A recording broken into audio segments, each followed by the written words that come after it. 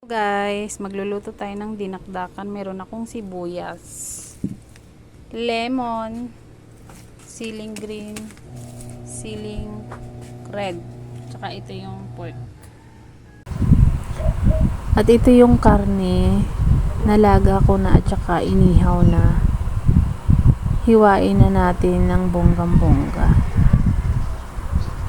Masarap yan ulam. Syempre mas lalong masarap yung pulutan.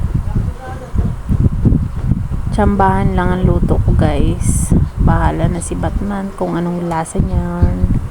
Pero sure ako masarap. Kasi may kasamang pagmamahal yan. Charot!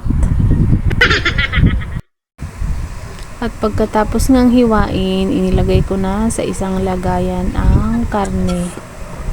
At maghihiwa na rin ako ng siling green.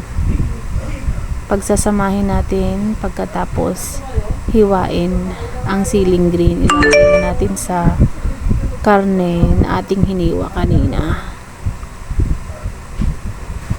Dinagdagan ko nga pala yung siling green kasi parang konti pa. Dinagdagan ko ng isa at naghiwa na rin ako ng siling kulay red. Ayan, ilalagay na rin natin sa mangkok at ating hahaluin. Ilagay na rin natin ang lemon para matagkal yung langsa niya, guys. Lagyan natin ng konting seasonings at paminta, and then inilagay na rin natin ang mayonnaise. Hinalo-halo para magsama-sama yung ricado.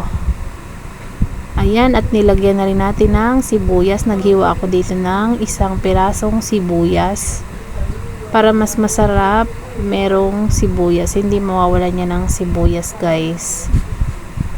Hindi masarap kapag walang sibuyas.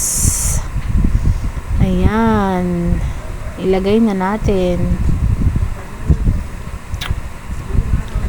At finally, natapos na ang ating dinakdakan ala Isay. Kain tayo, guys. Thank you for watching. Bye.